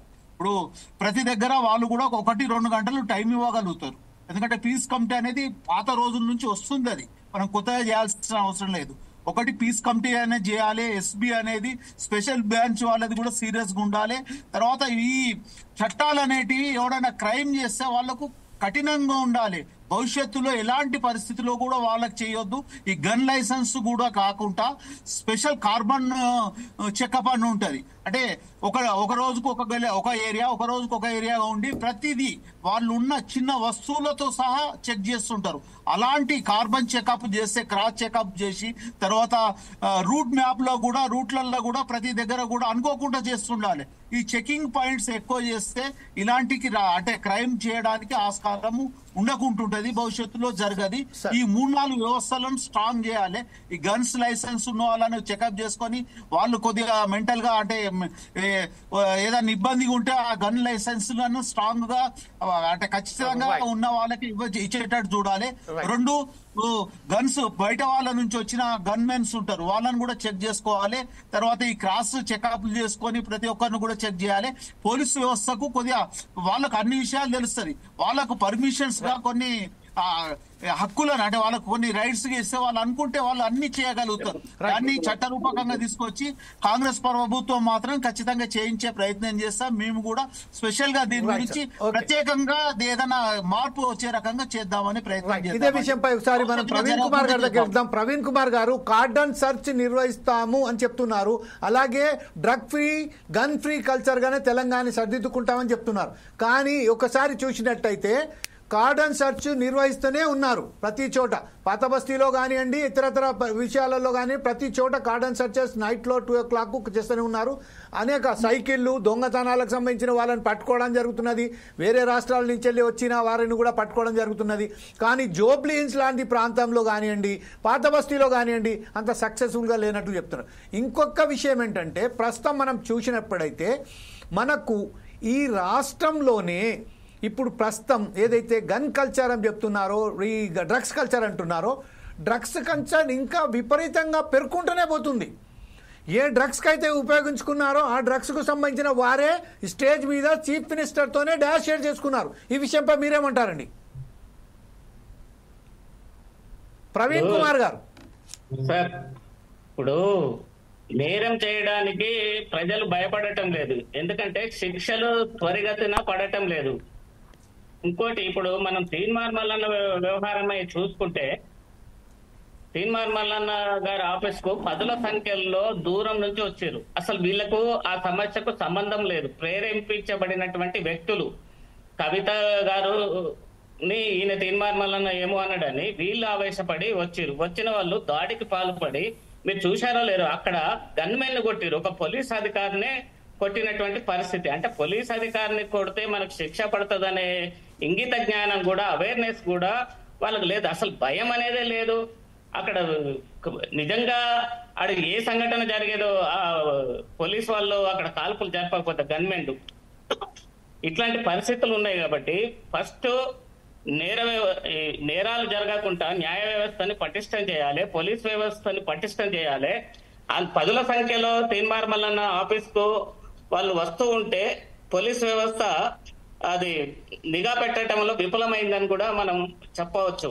ఇంకోటి ఏంటంటే, అక్కడ జరిగిన సంఘటనలో నేరస్తులకు అందరి పేర్లు అది ఎఫ్ఐఆర్ లో నమోదైనాయా లేదా అనేది కూడా అనుమానం. కొంతమందిని తప్పించారా, లేకపోతే అన్యాయం అంటే నేరం చేయని వ్యక్తుల పైన కూడా కేసు పెట్టారా? ఇక్కడ రాజకీయ ఒత్తిళ్లు ఉంటాయి అండి పోలీసుల మీద. ఇదే విషయం ఏంటంటే, పోలీసుల పోస్టింగ్లు రాజకీయ నాయకుల చేతుల్లో ఉన్నాయి. ఈ పోలీసుల పోస్టింగ్లు రాజకీయ నాయకుల చేతుల్లో ఉన్నంత కాలం పోలీసులు రాజకీయ నాయకులు ఆడిచ్చినట్టుగా ఆడాల్సినటువంటి పరిస్థితి ఏర్పడ్డది. ఇది దురదృష్టకరం. దీనివల్ల న్యాయం చేయలేకపోతున్నారు పోలీసు వాళ్ళు కానీ, న్యాయశాఖ కానీ, ఎవరైనా. రైట్, సమయం చాలా తక్కువ ఉన్నది కాబట్టి తాటి కుమార్ గారి దగ్గర వెళ్దాం. తాటి కుమార్ గారు, లాస్ట్ కు మీరేమంటారండి ఈ విషయంపై? ఈ రోజు జరుగుతున్న ఈ చర్చల కేవలం తెలంగాణకు సంబంధించిందే కాకుండా ఉభయ రాష్ట్రాలలో గన్ కల్చర్ పెరుగుకుంటూ పోవడానికి, దానికి నివారించడానికి ఎలాంటి సలహాలు ఇవ్వదలుచుకున్నారు మీరు? మీరు ఇప్పుడు కమాండ్ కంట్రోల్ ఉన్నది, సీసీ కెమెరాలు ఉన్నాయని మీరు చెప్పారు. విషయం ఏంటంటే, అక్యూజ్డ్ దొరికిపోతున్నాడు 24 గంటల్లో లొంగిపోవడం, దొరికిపోవడము. అక్కడ పోలీసులు తమ సాంకేతికతను ఉపయోగించుకొని అక్యూజ్డ్ను పట్టుకుంటున్నారు. ఈ అక్యూజ్డ్ ఎడిపోతున్నాడు, తర్వాత రాజకీయ పార్టీల దగ్గరికి వెళ్తున్నాడు, రాజకీయ నాయకుడు అవుతున్నాడు. ఇది సమస్య. నేను అనేందంటే, రాజకీయ పార్టీలు వివిధ నేరారోపణలో ఉన్న వ్యక్తుల్ని తమ పార్టీలోకి తీసుకోకూడదు, ఒకటి. రెండవది, పోలీసు వ్యవస్థను పటిష్టం చేసే విధంగా వాళ్ళ పనితీరు ఆధారంగానే పోస్టింగ్లు ఇవ్వాలి. 2, పోలీసులు ప్రజలతో మమేకం కావాలి, సాధారణ ప్రజలతో. క్రిమినల్స్ తో పోలీసు లాగానే ప్రవర్తించాలి. మళ్ళీ అది ఫ్రెండ్లీ పోలీస్, అక్యూజ్డ్ పోయి పోలీస్ స్టేషన్ లకు పోయి పైరవ్ చేసే స్థితికి రావద్దు పోలీసు వ్యవస్థ. 2, ఇది బాగా ఉందండి. ఎందుకంటే నీకు పోలీసు అంటే ఇంతకు మనం చిన్నప్పుడు చూసాం, చిన్న నేరం చేసినట్టు అంటే వాడిని తోలు చిత్తపండు చేసేది పోలీసు వాళ్ళు. ఇప్పుడు వాడికి 3-4 కేసులు ఉంటాయి, 5-6 కేసులు ఉంటాయి, ఖద్దరు బట్టలు ఉంటుంది, కారు ఉంటుంది, వాడే డీల్ చేస్తుంటాడు. మనం చాలా ప్రాంతాల్లో చూస్తుంటాం, వాడే పొలిటికల్ పార్టీలో ఉంటాడు, వాడే సెటిల్మెంట్ చేస్తుంటాడు. మనం ఒకసారి డైరెక్ట్ గా ఇప్పుడు లాస్ట్ కంక్లూడ్ గా రాజా శిఖమణి గారి దగ్గరికి వెళ్దాం. పోలీస్ ఆఫీసర్ అయినటువంటి శిఖమణి గారు, రాజకీయ నాయకుల ఒత్తిడి మేరకే పోలీసులు పనిచేస్తున్నట్టుగా నిర్ధారణ అవుతుంది. ఈ విషయంలో మీరు దీన్ని ఎలా తీసుకుంటారండి? ఎలా దీన్ని కంక్లూడ్ చేయబోతున్నారు? అంటే ఇప్పుడు ప్రవీణ్ గారు కూడా చెప్పారు గన్ మ్యాన్లు ఉన్నారనేది. కరెక్టా కదండి ప్రవీణ్ గారు? సో కొట్టారు. అదే గన్ మ్యాన్ అంటే ఈజ్ హ్యావింగ్ వెపన్. వెపన్ అంటే ఎవరి ఆర్డర్స్ కూడా అవసరం లేదు. సిచ్యువేషన్ బ్యాడ్ అయినప్పుడు ఒక పర్టికులర్ పర్సన్ దగ్గర విఐపి సెక్యూరిటీ కానీ ఎనీ పర్సన్ దగ్గర ఉన్నప్పుడు ఈ need not to get any order from the any one. వాడు గన్ మ్యాన్ అంటే గన్ వాడటానికే గన్, అంతేగాని షో పుట్టపు కాదు. వాడు 1 షాట్ 1 కిల్ అంతే. అది చేయగలిగితే ప్రతి వ్యక్తి, ప్రతి డిపార్ట్మెంట్ లో ఇటువంటి ఏదైతే ఫోర్స్ ఉందో, ఏదైతే కమాండోస్ కానీ, తర్వాత పిఎస్ఓస్ కానీ, ఎవరికైతే విఐపీస్ ఇచ్చారో, విఐపి కానీ థ్రెట్ పర్సెప్షన్ బట్టి ఇస్తుంటారు సెక్యూరిటీ. ఆ సెక్యూరిటీ ఇచ్చినప్పుడు గన్ మ్యాన్ అనేవాడు కానీ, పర్సనల్ సెక్యూరిటీ ఆఫీసర్ కానీ, anyone need not to get any order. That is the procedure. NSC లో కానీ ఎక్కడైనా ట్రైనింగ్ చేస్తే 1 షాట్ 1 కిల్ అంతే. ఒక బుల్లెట్ పోయిందంటే ఒక చావు ఉండాలట. అట్లా కానీ మనము చేయగలిగితే ఇటువంటి సిచ్యువేషన్స్ అట్లీస్ట్ ఇటువంటి సిచ్యువేషన్ లో కానీ చేయగలిగితే డెఫినెట్ గా ఇన్ ఫ్యూచర్ లో ఎవరైనా ఇటువంటి చేయాలంటే భయపడతారు ఖచ్చితంగా. ఎందుకంటే వాడి గన్ను ఎప్పుడు కాల్చాడో, ఎప్పుడు ప్రాక్టీస్ ఉందో, ఎప్పుడు ఏం చేయగలడో తెలియదు. కానీ మన గన్ను 6 seconds లో 2 rounds ఎక్కడ కొట్టాలో ఆడ కొట్టగలం ఎవరైతే ట్రైన్డ్ ఉన్నారో.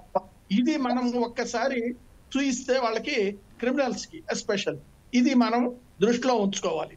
అంతేకాకుండా వెపన్ అనేది చాలా మంది హోటల్స్ కి, ఫంక్షన్స్ కి వెళ్ళినప్పుడు క్యారీ చేస్తా ఉంటారు. అప్పుడు మనం దాన్ని కమ్యూనికేట్ చేయాలి డిపార్ట్మెంట్. ఎవరు చెప్పరు అసలు, ఏంటంటే మనకి ఎందుకులే అనుకుంటారు. ఇది పబ్లిక్ కూడా, ఎవరైతే వెపన్ పబ్లిక్ గా క్యారీ చేస్తున్నారో they are not suppose to carry the weapons publicly. అందుట్లో ఫంక్షన్స్, తర్వాత మీటింగ్స్, వాటికి తీసుకెళ్ళడానికి అసలు హక్కే లేదు. వాళ్ళ రక్షణ కోసం వాళ్ళ యొక్క ఏరియాలో వాళ్ళు ఉంచుకోవాలి అంతే. అంతేగాని ఇట్లా షోపుటప్ చేసే కూడా, దాని వల్ల కూడా మనకి ఎన్నో తెలుస్తుంటాయి. వెపన్స్ కానీ వాళ్ళకి ఏదైతే అప్రూవ్ అయిందో ఆ వెపనా లేదా ఇంకొక వెపన్ అనేది కూడా మనకి తెలుస్తుంది. ఎప్పుడైతే పబ్లిక్ సపోర్ట్ కొంత ఉండాలి. మనం పోలీస్ అంటే మనం 100 మందికి ఎంతమంది పోలీసులు ఉండాలి అనేది మనకి లెక్కలో లేదు. మనకి అంత తక్కువ ఉంది కాబట్టి పబ్లిక్ షుడ్ సపోర్ట్. మీరు అన్నట్లు ఇందాక అన్నారు, మనకి ఈ సోషల్ సర్వీస్ కోసం ఎన్నో యూనిట్స్ ఉన్నాయి మన దగ్గర.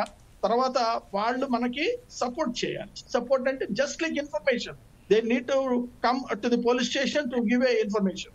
Straight away they can call and they can give you information. That is enough. So prevent the weapon system and other things. ఇది బట్ ఇన్సిడెంట్ జరిగినప్పుడు gun, especially police gun men ఉన్నప్పుడు, ఎదుటి వ్యక్తి గన్ పట్టుకొని అంత హెరాస్ చేసేటప్పుడు, అది shoot చేసేటప్పుడు ఇక ఆలోచించాల్సిన అవసరం లేదు. That's a unfortunate thing. ఒక సెక్యూరిటీ ఆఫీసర్ ని, ఒక గన్ మెన్ నుండి ఏమి చేయలేదంటే ఇట్స్ అన్ఫార్చునేట్. ఇది చెప్పండి. ఓకే కుమార్ గారు, ఇప్పుడు మనం ఇక్కడ ఒకటండి, మన ప్రతి అంశాన్ని కూడా పోలీసుల మీద మనం ఆరోపణ చేయాలి. పోలీసులకు కూడా అంటే కొన్ని ప్రభుత్వాలు ఏదైతే చెల్లించాల్సిన డీజిల్ ఉంటుందండి, వాళ్ళకి 2-3 నెలల వరకు కూడా డీజిల్ బిల్లులు చెల్లించకపోతే పోలీస్ సిబ్బందికి కొన్ని ఇబ్బందులు ఎదుర్కోవాల్సి వస్తుంది. ప్రభుత్వాలు పోలీసు శాఖకు చెల్లించాల్సిన ఏవైతే సౌకర్యాలు, సదుపాయాలు ఉంటే వెనువెంటనే నెలల వారీగా చెల్లించాలి. ఒకటి, వాళ్ళు స్టేషనరీ మీద కూడా ఇంకోరి మీద డిపెండ్ కావద్దు. స్టేషనరీకి కూడా ఇంకోరికి ఇది చేసి పెట్టండి అనే స్థితిలో పోలీసు వ్యవస్థ ఉండదు. పోలీసులకు సౌకర్యాలు కల్పిస్తూనే. ఇప్పుడు నేను అనేది ఏంటంటే, అంటే మీకు తెలియదు, జమీల్ గారు మీ దాకా వచ్చిందో రాదో నాకు తెలియదు, కానీ అంటే పట్టణాలలో, అంటే మున్సిపాలిటీ, మండల్ లెవెల్స్ లో, అంటే విలేజ్ రూట్ లో ఈ గంజాయి, ఈ డ్రగ్స్ ఇది వెళ్ళిపోయిందంట. అంటే నాకు అంటే రీసెంట్ గా తెలుస్తుంది, భయం వేస్తుంది ఆ వ్యవస్థను చూస్తే. అసలు పోలీస్ నిజంగా తుపాకులు పట్టుకొని, అంటే నేను ఇంతకుముందు కూడా చెప్పాను, అంటే ఒక సిద్ధాంత పరంగా సరే, వాళ్ళ వైపు సిద్ధాంతం అది, దాన్నే నిర్మూలిస్తున్నాం సరే, భావజాలాన్ని చెప్తే అది వేరే టాపిక్. కానీ ఈ కల్చర్ ని కనుక ఇవాళ పేపర్ చూస్తే నాకు చాలా బాధేసింది. ఫ్రంట్ పేజీలో పోలీసు అధికారుల పిల్లలే ఆ కేసుల్లో దొరికారు. అంటే వ్యవస్థ ఎటుపోతుంది అంటే, మనము పేరెంట్స్ గా, తల్లిదండ్రులుగా మనము పిల్లల్ని ఎట్లా గైడ్ చేస్తున్నాం? మనం ఎవ్రీ టీచరు స్టూడెంట్ తో ఉండలేడు, పేరెంట్ 24 hours కన్నా పిల్లలతో ఉండలేడు, వాడు స్కూల్కి వెళ్తాడు. కాబట్టి ముఖ్యమంత్రి గారు మొన్న చెప్పాడు, ఖచ్చితంగా ఏ కాలేజీ, ఏ కళాశాల ప్రాంగణంలో డ్రగ్స్ ఉంటాయో ఆ కాలేజీల మీద కూడా ఖచ్చితంగా చర్యలు తీసుకుంటామన్నారు. ఖచ్చితంగా పోలీసు వ్యవస్థ ప్రభుత్వ ఆదేశాలు ఏ విధంగా ఉన్నా కూడా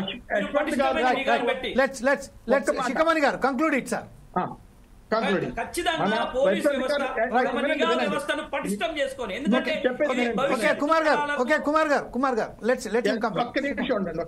మీరు చెప్తుంది బాగుంది, కానీ మనము 9 years నుంచి 16 years వరకు చిల్డ్రన్ ని డొమెస్టిక్ డిసిప్లిన్ గాని మెయింటైన్ చేయగలిగితే, ప్రతి ఫ్యామిలీ, ప్రతి పేరెంట్స్ ఇది కానీ మెయింటైన్ చేయగలిగితే, వాళ్ళు అసలు పోరు డ్రగ్స్ కి అంత టైం ఉండదు వాళ్ళకి. ఎందుకంటే దానిలో ఎయిమ్ అండ్ ఆబ్జెక్టివ్స్ చాలా ఉంటాయి, వాటిని రీచ్ కావడానికి చూస్తారు. డిపార్ట్మెంట్ లో కూడా చాలా మంది వాళ్ళ వర్క్స్ చాలా ఉంటాయి.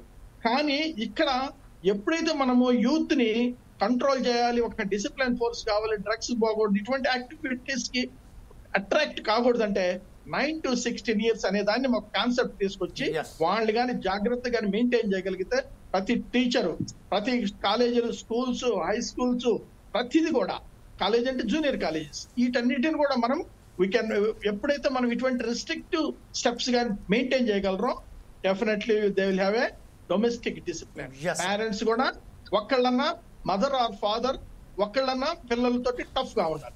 That is the only solution to good citizens కానీ మనకి మంచి ఫోర్స్ గాని ఉండటానికి ఛాన్స్ ఉంటుంది. పోలీస్ మీద వేయకూడదు అది. Right sir, thank you very much. ఈ రోజు పార్టిసిపేట్ చేసినందుకు శిఖమణి గారికి, డాక్టర్ శిఖమణి గారికి, అలాగే నారగోని ప్రవీణ్ గౌడ్ గారికి, పల్లె రామచంద్ర గౌడ్ గారికి, తాటి కుమార్ గారికి ప్రత్యేక ధన్యవాదాలు చెప్తూ, సుధాకర్ శర్మ గారు కంక్లూడ్గా ఈ రోజు డ్రగ్స్ కల్చరే కాకుండా గన్ కల్చర్ కూడా తెలంగాణలో మ్యాక్సిమం ఇన్వాల్వ్ అయిపోయింది. దీన్ని అరికట్టడానికి మన మిత్రులు అయితే ఎవరైతే ఉన్నారో సలహాలు సూచనలు ఇచ్చారు. దానికి అరికట్టడానికి హోంశాఖ సీఎం దగ్గరనే ఉన్నది కాబట్టి ఎలాంటి చర్యలు తీసుకోవాలని మీరు ఆశిస్తున్నారు, ఎలా దీన్ని కంట్రోల్ చేయగలుగుతారని మీరు, సక్సెస్ అవుతారని మీరు ఆశిస్తున్నారా, దీన్ని ఎలా విశ్లేషిస్తారని కంక్లూడ్ చేయండి సార్. Thank you Jameelji. ముఖ్యంగా ఈనాటి కార్యక్రమంలో పాల్గొన్నటువంటి వక్తలందరూ కూడా అద్భుతమైనటువంటి వారి ఆలోచన స్రవంతిని ఇక్కడ ప్రవేశపెట్టడం జరిగింది. వారందరికీ కూడా ధన్యవాదాలు తెలియజేసుకుంటూ, ముఖ్యంగా మనం అందరూ కూడా ఒక విషయాన్ని గుర్తించాలి. అదేమిటి అంటే ఇప్పుడు ఈ గన్ కల్చర్ అనేటువంటిది డిఫరెంట్ స్టేజెస్లో ఉంటుంది.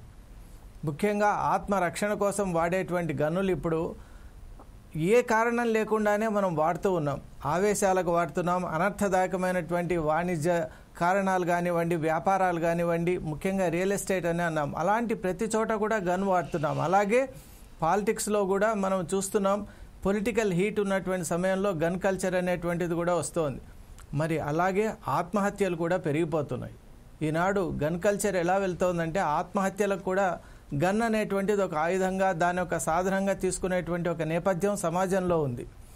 ఇది నిజంగా విచారించదగినటువంటి విషయం. అలాగే ఇక నెక్స్ట్ స్టేజ్ కనుక మనం తీసుకుంటే అది చాలా ప్రమాదకరం. అదేమిటి అంటే అకారణంగా ఒక ఉన్మాద స్థితి అనేటువంటిది ఉంటుంది. మనం డెప్త్ సైకాలజీలోకి కనుక వెళ్ళినట్టయితే ఏ కారణం లేకుండానే సమాజం పట్ల ఉన్నటువంటి ఒక రకమైనటువంటి క్రోధం కానివ్వండి, వివక్ష కానివ్వండి, ఏహ్య భావ్యం కానివ్వండి, అలాంటి ఒక కొన్ని మనసులో అంతర్గతంగా గూడుగట్టుకున్నటువంటి కొన్ని విషయాల్ని వాళ్ళు గన్ ద్వారా వ్యక్తం చేస్తుంటారు. మనం అడ్వాన్స్డ్ కంట్రీస్లో కనుక మనం చూసినట్లయితే we have seen such type of firing across అంటే సో మెనీ ఏరియాస్. ఇన్ఫ్యాక్ట్ స్కూల్స్లో కానివ్వండి, అలాగే ఒక ఎక్కడైతే రష్ ఉంటుందో అక్కడంతా కూడా ఇటువంటి కల్చర్, మనం స్ప్రేయింగ్ ఆఫ్ ద బుల్లెట్స్ అని అంటారు, అటువంటి కల్చర్ చూస్తున్నాం. మరి మన ఈ తెలంగాణ సొసైటీ కూడా అటువంటి నేపథ్యానికి వెళ్లకుండా కాపాడవలసినటువంటి బాధ్యత ఈరోజు కార్యక్రమంలో పాల్గొన్నటువంటి పెద్దలందరిపైన కూడా ఉంది.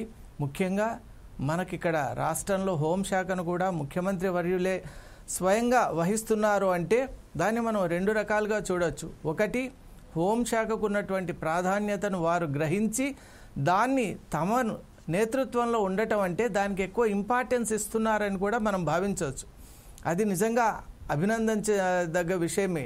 అలా తీసుకున్నట్లయితే ముఖ్యంగా సమీక్ష అనేటువంటిది చాలా ముఖ్యం. తాటికుమార్ గారు ఒక విషయం చాలా అద్భుతంగా చెప్పారు. సమీక్ష అనేటువంటిది, పీరియాడికల్ రివ్యూ అనేటువంటిది లేకపోతే ఇంత పెద్ద స్టేట్ను మనం నిజంగా కంట్రోల్ చేయటం అనేటువంటిది అసాధ్యమని. అలాగే డాక్టర్ శిఖామణి గారు కూడా ఈనాటి కార్యక్రమంలో చాలా వండర్ఫుల్ అనాలిసిస్ చేశారు. ముఖ్యంగా అక్కడ స్టాఫింగ్ అనేటువంటిది ప్రాబ్లం ఉంది. అది ప్రతి ఒక్కరు కూడా గమనిస్తున్నారు. అయినా అద్భుతంగా పనిచేసేటువంటి పోలీస్ వ్యవస్థపైనే ప్రతి ఒక్కరి దృష్టి ఉంది. నిజానికి చెప్పాలి అంటే రాత్రి పగలు తేడా లేకుండా పనిచేసే సంస్థ, వ్యవస్థ పోలీస్ శాఖ కాబట్టి వారి కష్టాలు వాళ్ళకే తెలుసు. మరి అటువంటి కష్ట నష్టాలకు గురి అవుతూ కుటుంబాలకు దూరంగా గడుపుతూ కూడా వాళ్ళు విధి నిర్వహణ చేస్తున్నటువంటి ఆ వ్యక్తులను నిజంగా సమాజం సరైనటువంటి ఊతం ఇవ్వటం లేదు. అలాగే వాళ్ళందరూ కూడా రాజకీయ నేతల చేతిలో బందీలు అవుతున్నారు. ఈ విషయాన్ని మాటిమాటిగా చెప్తున్నాం. ఎందువల్ల అంటే అక్కడ ఫ్రీడమ్ లేదు. ఫ్రీడమ్ ఆఫ్ యాక్షన్ ఎప్పుడైతే ఉండదో, చేతులకు ఎప్పుడైతే సంకెళ్ళు వేసినటువంటి ఒక పరిస్థితి ఉందో, తెలిసి వాళ్ళ మనసులో ఇది నిజంగా తప్పని తెలిసినా కూడా దానికి వాళ్ళు చర్య తీసుకోలేకపోతున్నటువంటి ఒక సందర్భం, సినేరియోస్ చాలా చూసాం. మరి అటువంటి పరిస్థితి మన తెలంగాణ రాష్ట్రంలో ఉండకూడదు. ఢిల్లీలో ఉన్నప్పుడు అప్పుడు చూసాం చాలా సంఘటనలు. ఇక్కడ ఉత్తరాదిలో అయితే గన్ కల్చర్ అనేటువంటిది చాలా విస్తృతంగా ఉంటుంది. ఇప్పుడు బీహార్ కానివ్వండి, అలాగే యూపీలో ఉన్నటువంటి మిత్రులు చెప్తుంటారు కదా, గన్ అంటే అక్కడ వాళ్ళకి సర్వసాధారణమైనటువంటి విషయంగా మారిపోయింది. మరి ఆ పరిస్థితి మన తెలంగాణ రాష్ట్రానికి రాకూడదు. ముఖ్యంగా పోలీస్ శాఖ మన ముఖ్యమంత్రి వర్యుల యొక్క ఆదేశంతో ఒక పని చేయాలి. ఈ ఇల్లీగల్ గన్ ట్రేసింగ్ అనేటువంటి ఒక క్యాంపెయిన్ను వాళ్ళు చేపట్టాలి. ఎందువల్ల అంటే అధికారికంగా ఇచ్చినటువంటి గన్స్ కాక అనధికారికంగా గన్స్ ఎవరి దగ్గర ఉన్నాయి, అవి వారికి ఎలా వచ్చాయి, ఆ సోర్స్ అని మనం కనిపెట్టాలి. అలాగే ఇప్పుడు హైదరాబాద్ అనేటువంటిది ఒక గ్లోబల్ సిటీగా మారిపోయినటువంటి నేపథ్యంలో ఫ్లోటింగ్ అనేటువంటిది ఎక్కువ అవుతోంది. నియంత్రణ మనకు చాలా అవసరం.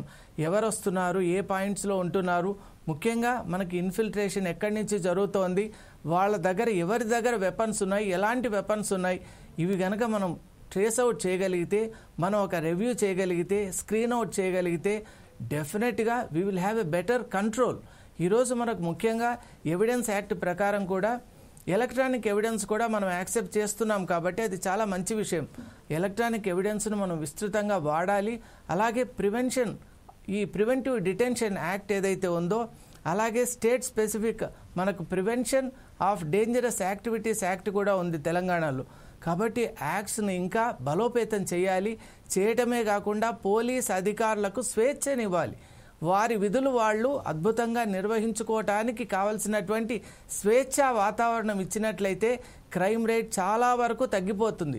అలాగే ప్రజల్లో కూడా గన్ కల్చర్ గురించి అవగాహన ఇవ్వాలి. స్కూల్స్ అండ్ యూనివర్సిటీస్లో కూడా గన్ అంటే ఎక్కడ వాడాలి, ఏ సందర్భంలో వాడాలి, దాని యొక్క మోతాదు ఏంటి అనేటువంటి విషయాన్ని గురించి అవగాహన కూడా అందరికీ కల్పించాలి. ఈ సందర్భంగా ఈరోజు కొన్ని పాయింట్స్ మనం కలెక్ట్ చేసుకున్నాం. వాటిని విస్తృతంగా ప్రమోట్ చేస్తూ తెలంగాణ రాష్ట్రాన్ని అభివృద్ధి పదంలో మనం అందరూ తీసుకొని వెళ్ళాలని ఆశిస్తున్నాను. Thank you very much Sudhakar Sharma గారు. ఈ రోజు పార్టిసిపేట్ చేయడానికి రాజశక్కమణి గారికి, అలాగే నారగోని ప్రవీణ్ గౌడ్ గారికి, పల్లె రామచంద్ర గౌడ్ గారికి, తాటి కుమార్ స్వామి గారికి, అలాగే డాక్టర్ సుధాకర్ శర్మ గారికి ప్రత్యేక ధన్యవాదాలు చెప్తూ రేపు మరొక కార్యక్రమంతో ముందుకు వస్తాం. అప్పటిదాకా చూస్తూనే ఉండండి four sides TV. Thank you.